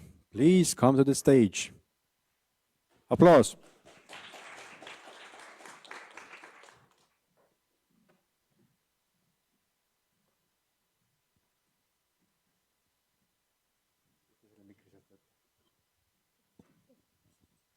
So yeah, we're the team Mulmul, and a little introduction. These two are our great skilled programmers, Artyom and Mihkel, and this is our sole visual artist, Marin. So everything you saw in that game that was painstakingly until the last very minute drawn by her. And I wrote the dialogues, the sounds, and everything else in between, apparently. So what is the point of the game? We were thinking of what it's like to be Estonian, especially like a mythical Estonian, or like the old ancient Estonian. And we felt like everyone, usually people take this very dark, broody approach that, oh, it's November and everything's bad and we have to make a sacrifice and there's the plague again. We thought maybe it is for once nice to be an Estonian. Maybe we make something that is a bit more lighter and cuter. So in this game, your sister complains about a suitor she has and says that she would much rather marry a Vanapagan. To which the Vanapagan, creeping by, hears that and immediately goes, yeah, sure, I would love to marry. And you embark on a journey to save your sister, apparently. And we added some puzzles or different mechanics here, like a collection mechanic, which would be kind of this randomized key. I don't know if anyone figured it out, but you can actually just key smash, and that's another great way to collect resources. There's a few mini games here for a little more competitiveness, but basically what you do is make a krat and then go and confront the Vanapagan. We tried to add or incorporate into this world of Hiiumaa. It's actually supposed to take place there. Incorporate as many mythological elements as we logically could, and we would try to stick to the very, very ancient Estonian folklore. So we didn't want to go for the Kalevipoeg approach because that's the newer folklore. We wanted to go for a little older approach to this. And yeah, I think you can see some dialogue here. Marin can talk a little about the art for this game. So I was so busy drawing that this is my first time seeing the gameplay. Yeah, it looks okay. I would say, yeah, it was very, very many things to draw. I scared my teammates a little. Very intense. Yeah, we tried to visually add as many, world elements as we could. And oh yeah, there's the Libahund thing. That's a little whack-a-mole, or as we call the vodka-mole game. So in this game, you're supposed to free the rye bread. I like that the rye bread came out in other games too. From the earth spirits, they get the earth fairies, and actually earth fairies do canonically present as little bugs. So you're just whacking them. And from the witch, we actually did want to implement a witch minigame as well. But as you can see, this is a pretty big game, and there were a lot of parts for it to do, so the witch minigame didn't get to happen yet. There we just saw Tara. So she was inspired by the Tara Pitya, who was the island goddess of many things at the time, who will help you make a krat with the 3 drops of blood mechanic. And Yeah, I don't think we have all the items in the game yet, right? No. I mean, we haven't collected everything in the screen yet. Yeah, so I feel like it is cutesy. It is kind of sweet. And once we get to the end, I believe many of you got to the end. Yes, right? Hopefully. Figured it out. You can actually still interact with some of the characters after you finish the game. So if you didn't know that, you can go back and talk. There's not that much dialogue, but it was just a little surprise. We tried to add the portal mechanic as the stone circles, because stone circles were used for both burials and also as ways to the other world or the dream world. In The Witch, we tried to incorporate a lot of blues because the best witches came from Finland. This is a little sheep game, the tyrantic sheep, because they're too unruly. Because the wise man wants to make a sacrifice for the gods. So yeah. And again, this is a pretty standard Estonian male uniform for the time, I guess. But yes, the witch is a bit more Finnish-like. There is the werewolf, and I think that's about it from the game. Any questions?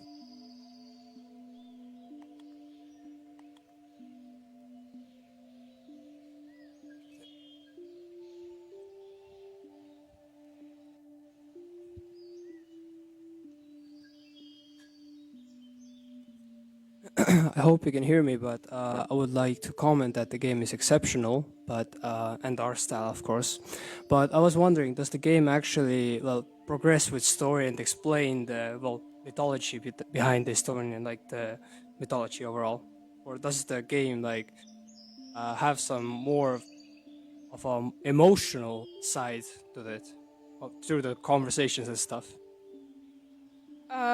So a lot of things are already pretty mythologically sound, like for example, Krat being the helper in this film, but I think we did bank out a lot for the atmosphere and the feeling and the vibes of the game, of course, so there's not much dialogue. We didn't want to put a lot of text in here because we don't want our players to read a whole ton. So yeah, also we didn't want to portray the Vanapagan as a really, really evil person. I mean, we felt kind of bad for him. He seemed just a little stupid, so we tried to, kind of soften those things a little.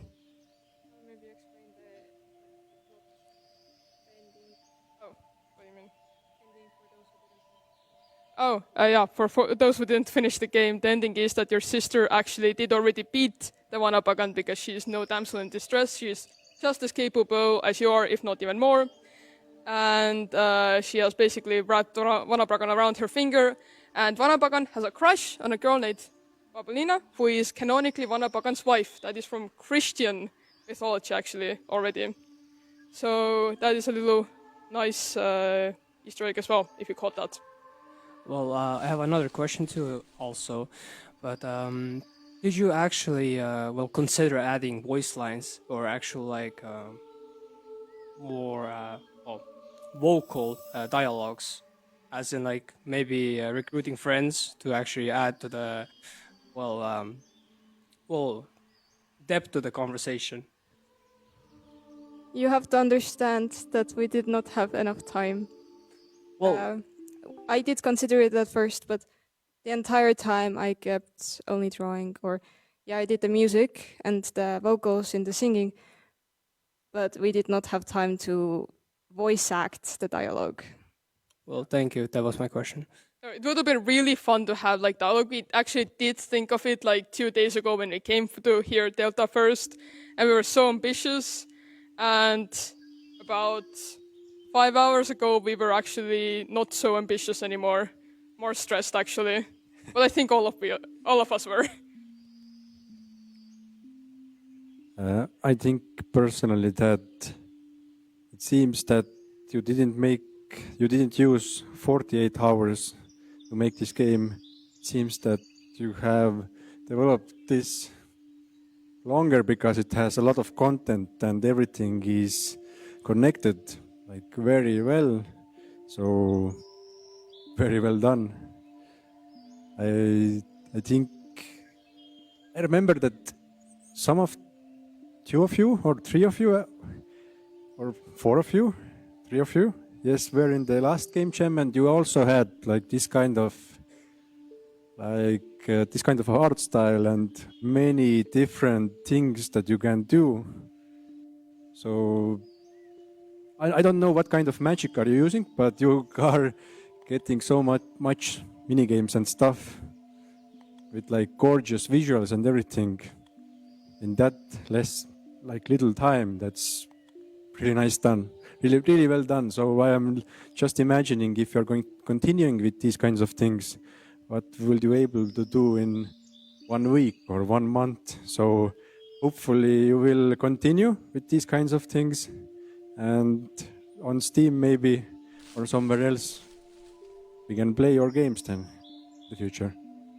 Last time we did promise that we would continue developing our game, but without the tight limits of a game jam, it's really hard to organize meetings and keep going, plus school and other things. We did do some things, but it's definitely easier to work within limits. Okay.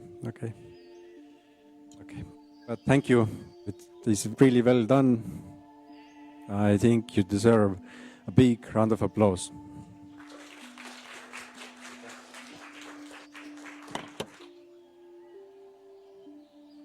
And let's continue. Oh, the next team is called Noored Paganad, and their game is about vanapagana tehingud. Applause, please.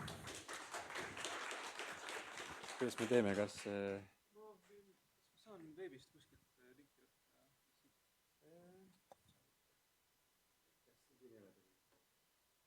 Ma võin selle chati kuhugi saata, või enam mingi uus versioon. Ei, ma mõtlesin lihtsalt, meil on olemas tegelikult mäng. Ma mõtlesin just seda, et kuidas me sellega teeme. Ma aitan sul mängida või lihtsalt rääkida sellest. Ei, ma mõtlesin, et ma lihtsalt näitan galeriist, sest ega see mäng... Noh, okei, me võime mängima panna.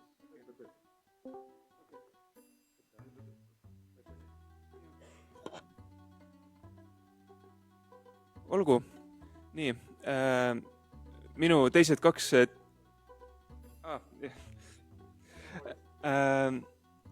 Sorry, so my other two teammates could not make it, unfortunately. We had two programmers, me included, and one artist.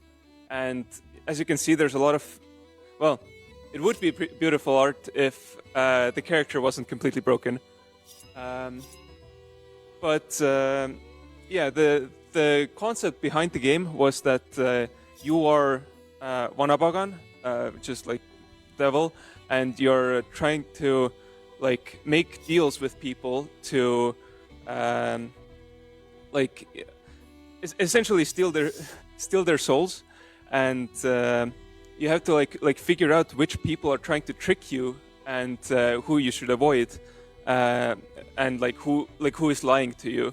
So you ask these questions from the top left, and if you actually press spacebar, you go to a different menu in the bottom where you have a lot of notes, and you can use these notes to figure out which words, which of the things being told to you are lies. Basically, this was a cool idea, but everything was working around midday,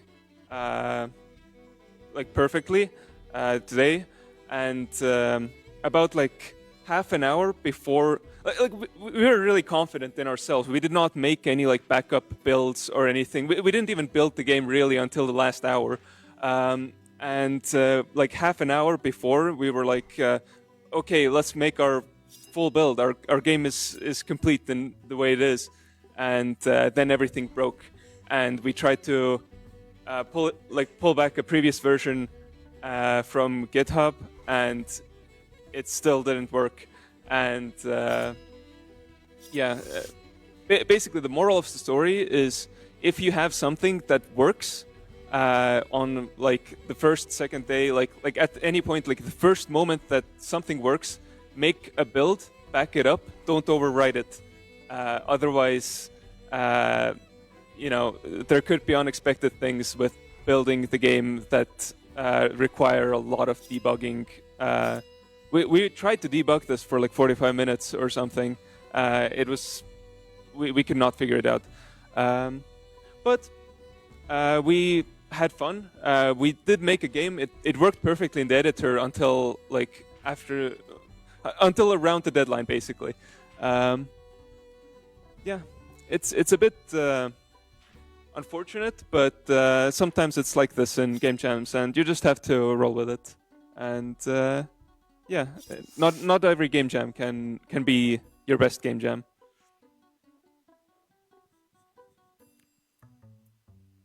Any questions?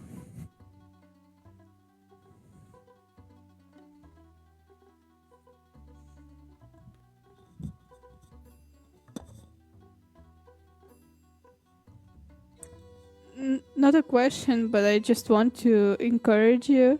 This thing that happened with the art is actually can be translated how the Panapagan sees the people. So it's if you didn't told me that was a back, I would be like, oh, I mean, pretty cool. So it's a great game. Thank you. Thank you. This is the definition how bug can be a feature.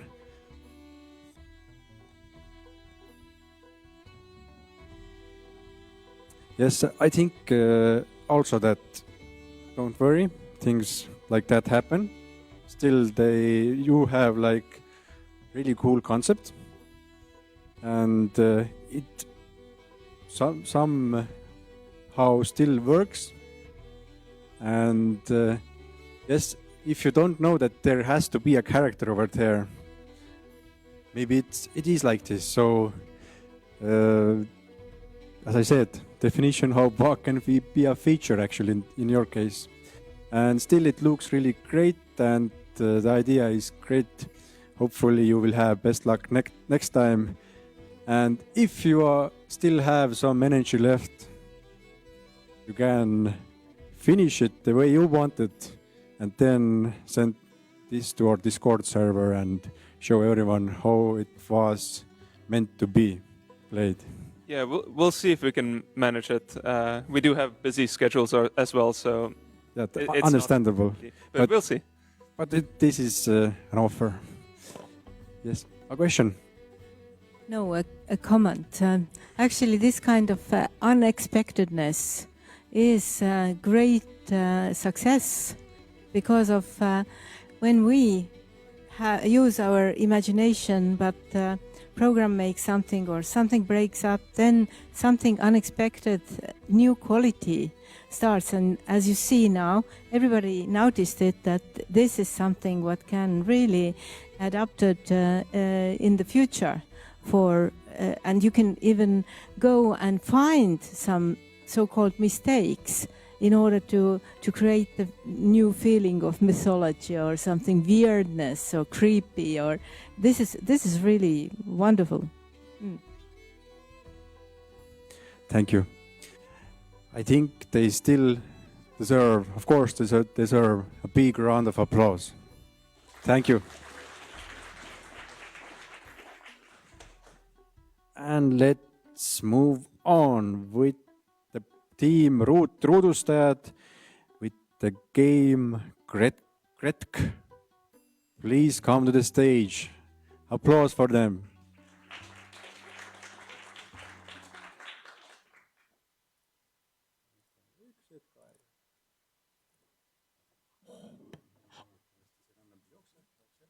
Yo, what's up? I'm very sleepy. I'll keep this brief. I'm Davi. I was the team lead.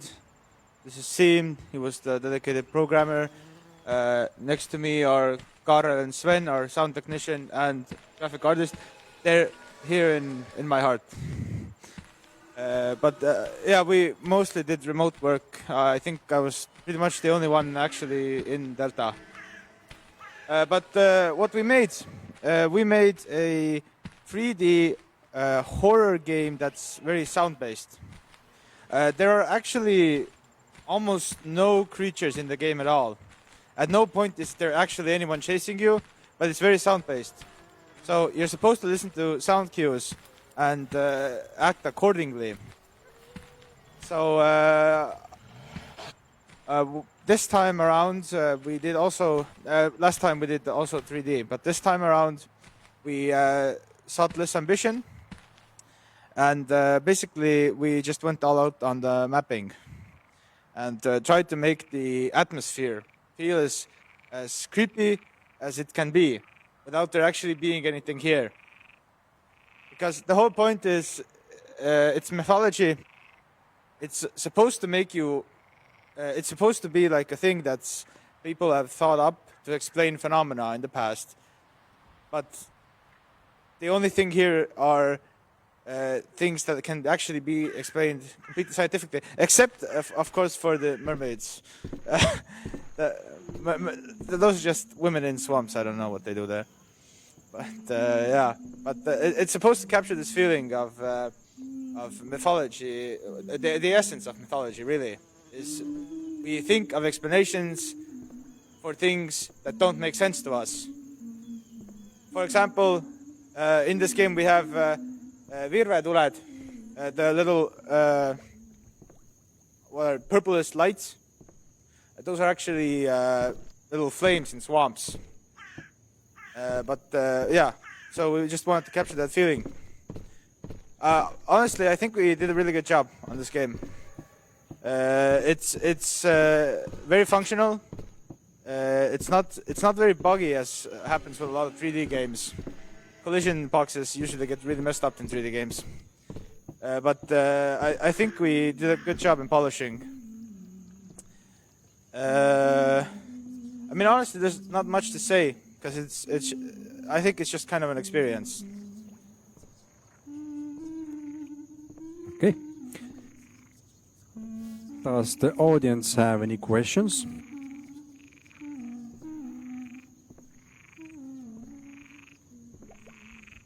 What was the inspiration for the general like art style?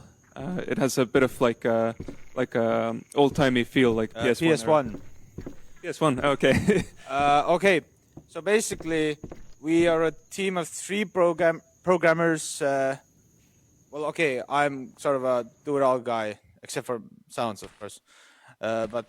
We had one graphic artist, but he actually does more pixel art and stuff. So since we can't do fancy models, why not just do PS1 graphics? It's still simple, easy to do. And I think they really add to the vibe. I don't think it would be nearly as good if it were more realistic. Because, first of all, I don't think it would be nearly as polished if it were realistic, because the models would take way longer to make. I should also mention for assets, there is one asset that is... You're trying to die. Okay. There is one asset that is actually not made by us. That is the face of the guy in the tree trunk. Actually, it's supposed to be a depiction of Metsavana. Keeping with the theme, it could just be a guy in a tree trunk.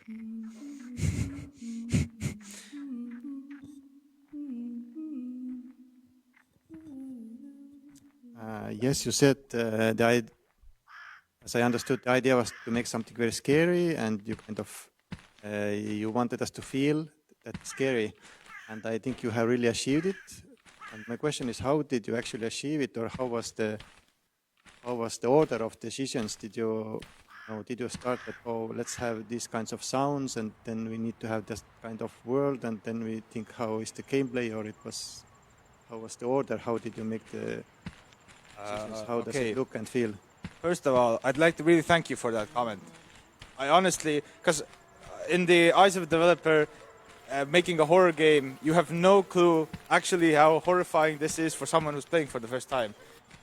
As someone who put everything in, I know where everything is. It's not scary for me at all. So to hear that you thought it was horrifying or made you feel this sense of horror, I really thank you for that. But basically, in terms of operations, to get to your question, a little fanfare for you guys. To get to your question, the first thing, since I was team lead, basically I kind of said everything what we were doing and told everyone what to do, and I pretty much decided everything myself. So I think I can really comment well on this. First, it's the first thing you need to do is get the lighting right, in my opinion, because in this game, right, you really can only see like barely in front of you. If you can see too far, I think it immediately ruins the immersion. So I think sight, sight is our most important sense anyway. So sight is first, and so that's first in our order of operations. Next, sounds. Sounds are actually just as important. So we really wanted to get the sounds right. And we had a wonderful sound technician who's right next to me, in spirit, of course, who just pretty much all he did was work on these sounds and try to make the feeling. There's you can ask the question here. Why didn't I add like, like these bone chills and these like wind sound effects? I didn't want to ruin the immersion of this being all natural. So you can just hear these natural noises in the background. And basically, that was our order of operations. Sight, just lighting, then get the sound up. And honestly, the map was actually the map. I think I started working on the map this morning at like 3 a.m. So the map was actually not a high priority at all. And I think that's about the order of operations. There's not much more to comment on there, unless there's anything more you'd like to ask about that. Okay, thank you for these explanations. Thank you for making this great game, and big round of applause for them. Thank you.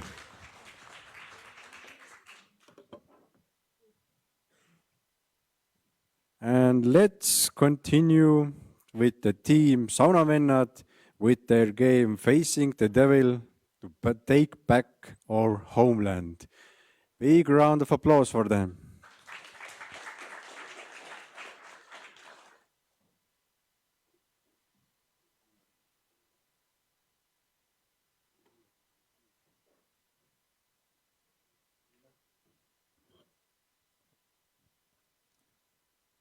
So in our team were 2 artists, 2 programmers, and 1 who made audio and visual effects.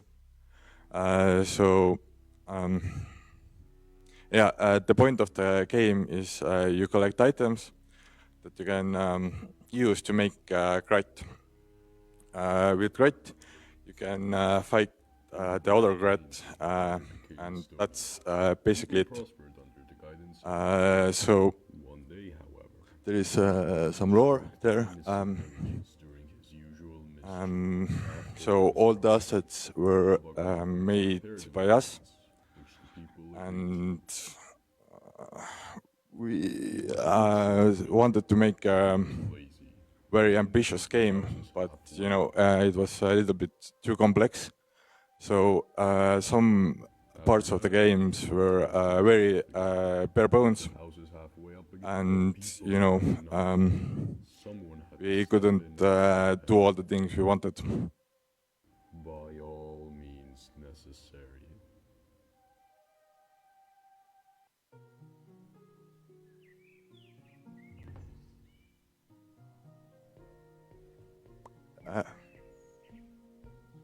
So this is the scene where you can collect items. You can also see what items you have already collected. So in total you can collect 9 items that you can put on your Krat.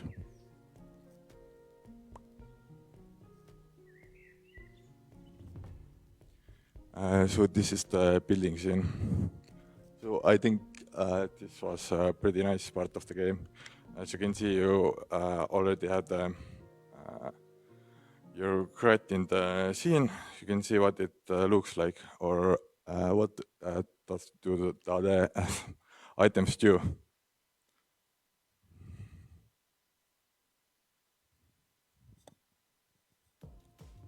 So yeah, so this is the fighting scene. You can choose what body part do you want to fight. So you win if you destroy opponent's head or body, and also you lose if your head or body are destroyed. It's a little buggy right now, but Defeated by his own kin, the yeah. humiliated devil ran far north, where nobody could find him. So maybe you want to destroy the head or the hands, not hands or the legs. If you do that, you can destroy their weapons, and the opponent can do less damage to you, for example. Till the end of their time. So are there any questions right now?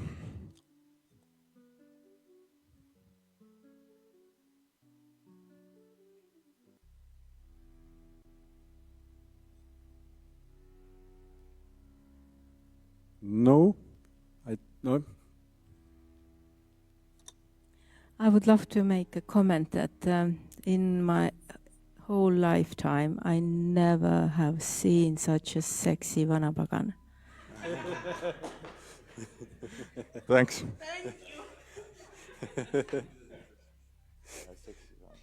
I especially made it spicy.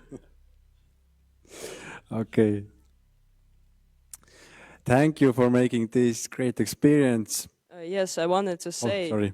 like, we have a problem, and I guess this is like most popular problem that maybe you all could have is like really big ambitions in the game jam. Are really like big plans you want to do a lot, and you have no time. Like, I was participating in game jam like 3 or 4 times, and I always have like these problems that like the programmers wanted like a lot to do a lot, like a big game like Witcher or like some D&D stuff, but they just don't have like enough knowledge or time. Mostly they don't have a time, yes.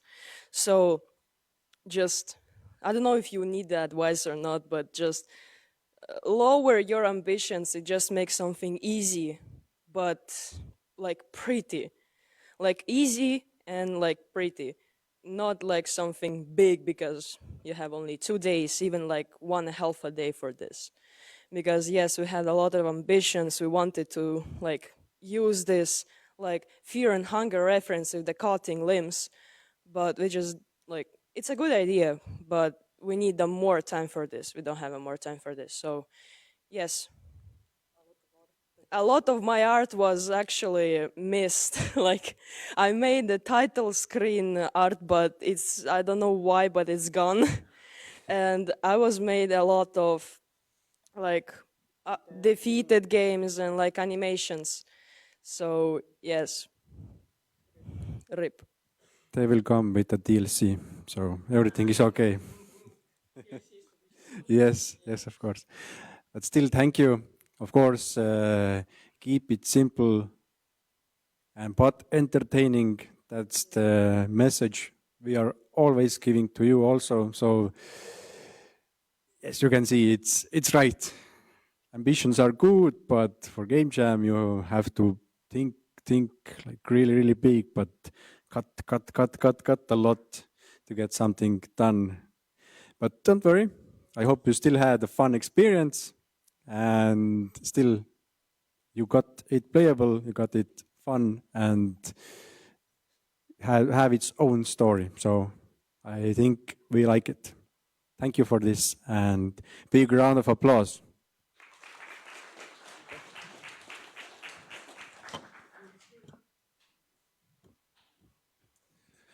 And I guess last but not least, Tallinn sai valmis with the game Vägilase kapsaaed.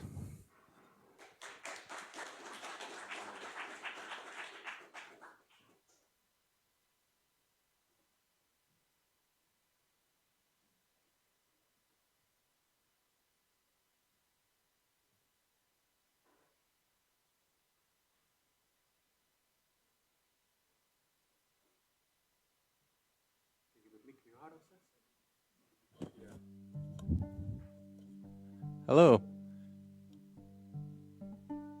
So, the idea of this game back in Thursday, I was looking for various stories about Estonian mythology, and I bumped into some very funny short stories written in the 19th century about Surdel and Leiger and all sorts of shenanigans that they got up to. And reading about these funny stories, I noticed one reoccurring theme. A lot of these superhuman characters from that time love to throw stones. They just lob boulders all around. Like the one story I read was Leiger was building a church in Hiiumaa. Surdel didn't like that. He was mad at Leiger because he just didn't ask for his permission to build the church. But he was too lazy to go to Hiiumaa. He didn't bother, so he just lobbed a few boulders from Saaremaa and missed both of them. And it's these kind of stories that also kind of explain these landmarks all around Estonia, or they like to explain them, like why this boulder is here, or this tree is fallen over here, or why this stone is in the sea. And so I came to the game jam with one idea to propose. Something Surdel and Leiger throwing stones at each other.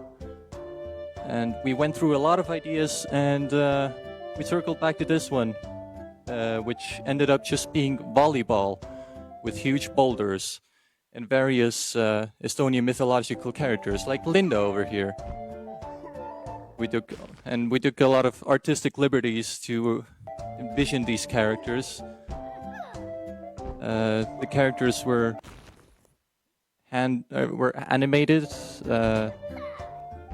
We did it by rotoscoping 3D animations of the characters that I made in Blender. It was a painstaking process, but I think the end result is cool. And now the final boss, Vana Pagan.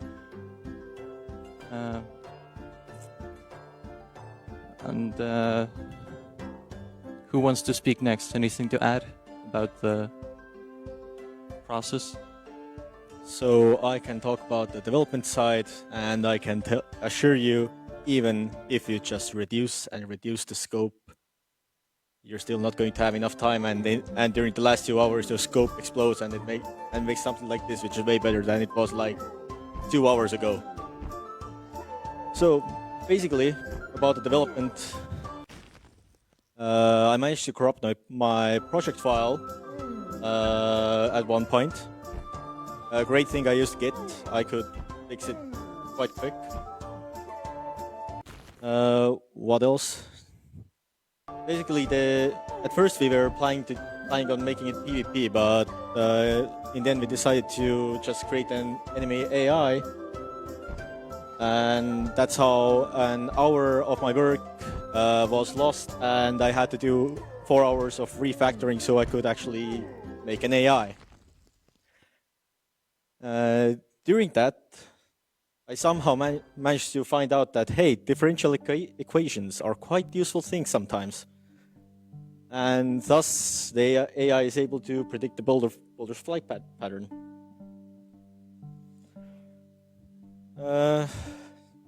Initially, we didn't have any phase, any transitions, anything. We're missing like half of the animations.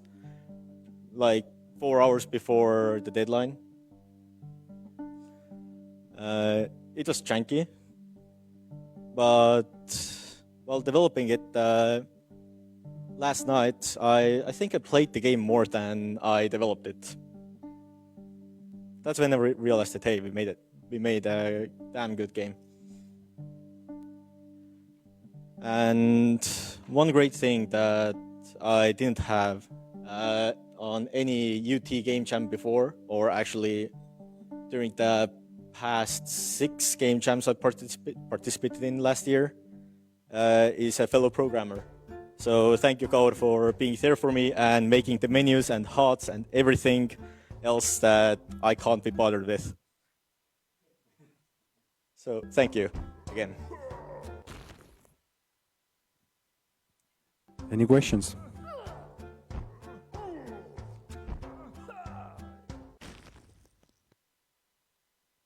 Oh yeah, and quick side note. Also, here is Urmas. He's our storyboarder and audio designer, and he's going to have a few really happy children going back home, and to whom he can show that, hey, look, I made a game about throwing rocks. Okay, now I'm ready. Now we're ready to take questions. I guess my question was, could it be done into multiplayer? Because it seems a lot of fun. It's not actually that hard. I could do it in like 2 hours. You could do it in 2 hours? Yeah, I can just, maybe even less. From now? Not Cool, from now. thank you. I can start work on it tomorrow. Well, yeah, the initial idea was that it would be a PvP game, but just from past Game Jam experience and talking some sense into me, we realized that it has to be fun and playable as a single player game before we focus any of our attention into making a PvP mode. But it was the initial idea that we had about it. Like, yes, if we can, let's do it, but focus on the single player, and we didn't have time to put in the PvP.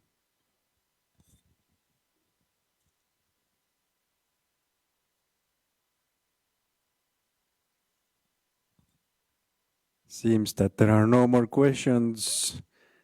I think I have a new thing that I like. I like throwing rocks now. Thanks to your game. So well done. It really is cool. It's mythological.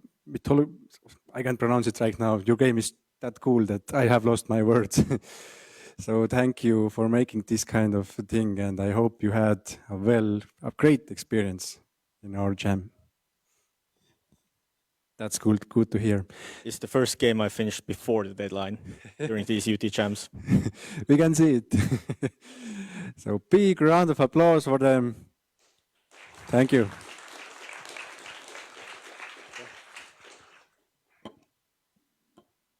So I guess this is all. If